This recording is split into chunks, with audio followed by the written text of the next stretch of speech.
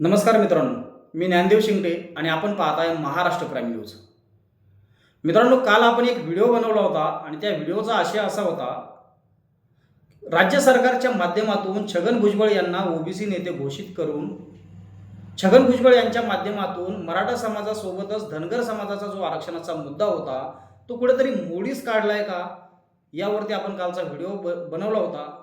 मित्रांनो, खरंच तसं होतंय का? कारण राज्यामध्ये आज जर आपण परिस्थिती पाहिली, जसा मराठा समाजाचा आरक्षणाचा मुद्दा होता तसाच धनगर समाजाचा देखील आरक्षणाचा मुद्दा होता. आणि गेल्या काही दिवसात आपण पाहतोय ओबीसी एल्गार सभेच्या माध्यमातून धनगर समाजाची जी मुख्य मागणी आहे ती डावलण्याचा कुठेतरी प्रयत्न केला गेलाय का, यावरती आपण काल बोललो होतो. तर मित्रांनो, काल ओबीसी बांधवांची जी एल्गार सभा झाली त्या सभेच्या नंतर एक घटना घडली.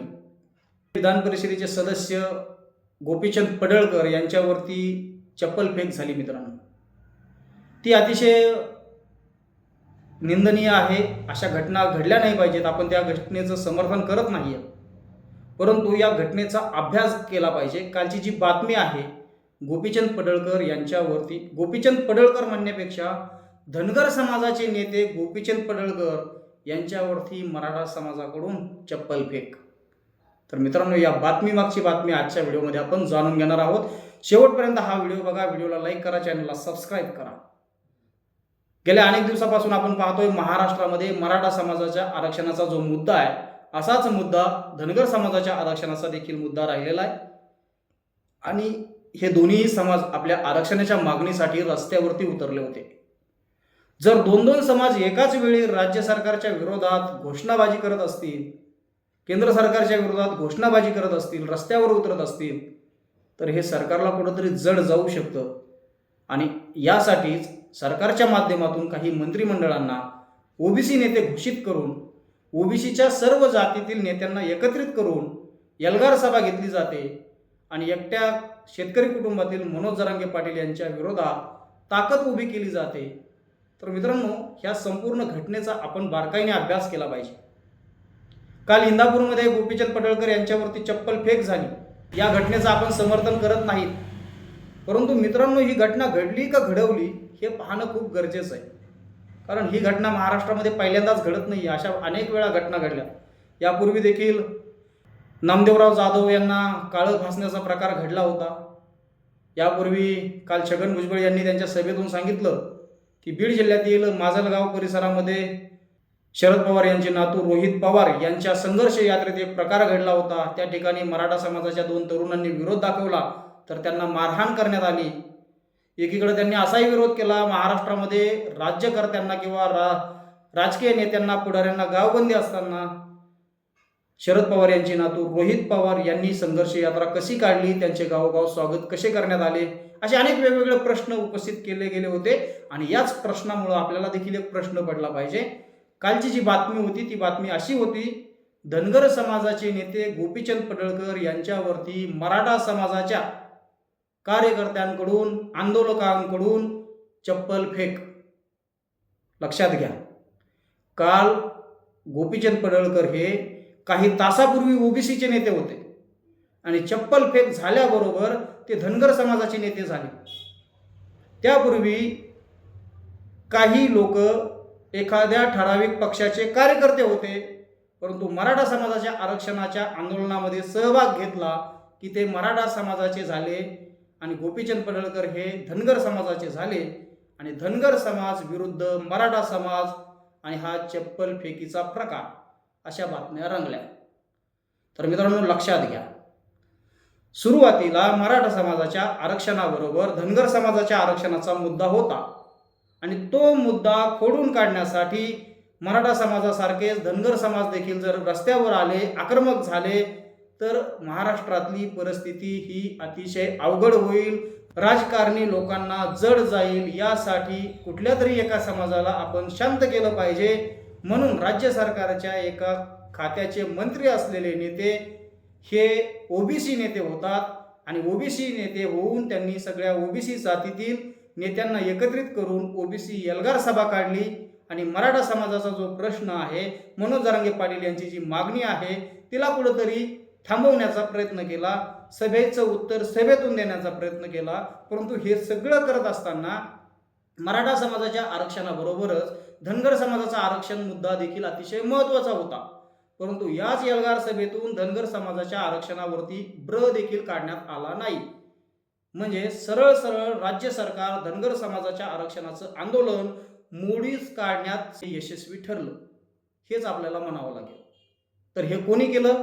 छगन भुजबळ यांनी ओबीसी नेत्यांना एकत्रित करून आपण सगळे एक आहोत, ओबीसी आहोत, आपली ओबीसीसाठी लढाई असली पाहिजे, नंतर जातीसाठी असली पाहिजे, ही भूमिका घेऊन त्यांनी गोपीचंद पडळकर, महादेव जानकर यांना आपल्या सोबत घेतलं आणि आपण सगळे ओबीसी आहोत, धनगर समाज देखील ओबीसी आहे, ही भूमिका घेऊन त्यांनी धनगर समाजाचं आरक्षण मोडीच काढलं. आणि काल जी सभा झाली त्या सभेत गोपीचंद पडळकर, महादेव जानकर, टी.पी. मुंडे, छगन भुजबळ ज्यावेळेस सभेत आले त्यावेळेस हे सगळे नेते ओबीसी समाजाचे नेते होते. परंतु ज्या वेळेस गोपीचंद पडळकर यांच्यावरती चप्पल फेक झाली, एका तासात गोपीचंद पडळकर ओबीसी नेते पदावरून धनगर समाजाचे नेते झाले आणि हा नवीन वाद तयार झाला. महाराष्ट्रामध्ये धनगर समाजाच्या नेत्यावर मराठा आंदोलकांकडून चप्पल फेक झाली. तर मित्रांनो, अशा बातम्या रंगल्या की धनगर समाजाच्या नेत्याला मराठा आंदोलकाकडून चप्पल फेक आणि एक नवीन वाद तयार करण्याचा प्रयत्न झाला, तो म्हणजे मराठा विरुद्ध धनगर. सुरुवातीचा वाद होता भुजबळ विरुद्ध मनोज जरांगे पाटील, अर्थात ओबीसी विरुद्ध मराठा असा देखील वाद रंगवला. त्यानंतर सगळा रोष आता फक्त एकट्या छगन भुजबळवरती चाललाय. मग काही प्रमाणातलं वजं आपण कमी केलं पाहिजे. मराठा समाजाच्या ज्या तीव्र भावना आहेत ह्या फक्त छगन भुजबळ यांच्यावरती चालल्या, मग ह्या आपण अर्ध वजं वाटून दिलं पाहिजे. म्हणून तर गोपीचंद पडळकर यांना बळीचा बकरा तर बनवलं नाही ना. हा अतिशय महत्त्वाचा मुद्दा आहे, अभ्यासाचा विषय आहे. धनगर समाज आणि मराठा समाज आजपर्यंत कधीही विरोधक नव्हते, परंतु कालच्या प्रकरणापासून अनेक लोकांचे स्टेटस पाहिले असतील, अनेक रील स्टारच्या रील्स पाहिल्या असतील, अनेक विकाऊ पत्रकारांच्या बातम्या पाहिल्या असतील. धनगर समाजाच्या नेत्यावर मराठा आंदोलकांकडून चप्पल फेक अशा आशयाच्या बातम्या आपण पाहिल्या असतील. परंतु या बातमी बातमी आपण अभ्यासली पाहिजे, जाणून घेतली पाहिजे. तर मित्रांनो, इंदापूर, बारामती हा भाग जर आपण अभ्यासला तर या ठिकाणी कायम राष्ट्रवादी काँग्रेस पक्षाचे सर्वेसर्वा आदरणीय शरदचंद्र पवार यांचं नेहमी वर्चस्व राहिलेलं आहे. त्यानंतर अजितदादा पवार यांचं वर्चस्व आहे. आता रोहितदादा पवार यांचं देखील बऱ्यापैकी वर्चस्व आहे. मग जर एखाद्या सभेतून अजित पवार यांच्यावरती टीका होत असेल, शरद पवार यांच्यावरती टीका होत असेल, रोहित पवार यांच्यावरती टीका होत असेल, त्यांच्या संघर्ष यात्रेवर टीका होत असेल, तर गोपीचंद पडळकर हे काहीही जर बोललेले नसतील तरी देखील त्यांच्यावरती मराठा समाज का चप्पल फेक करेल हा अभ्यास करण्याचा विषय आहे. या ठिकाणी कुठेतरी राजकीय वैमनस्य दडलेलं असावं, किंवा छगन भुजबळ यांनी जसं सुरुवातीला धनगर समाजाच्या आरक्षणाचा मुद्दा मोडीच काढला, तसंच आता आपल्यावरती खूप मोठा रोष तयार होतोय. मराठा समाज सगळा फक्त छगन भुजबळांवरती भडकतोय.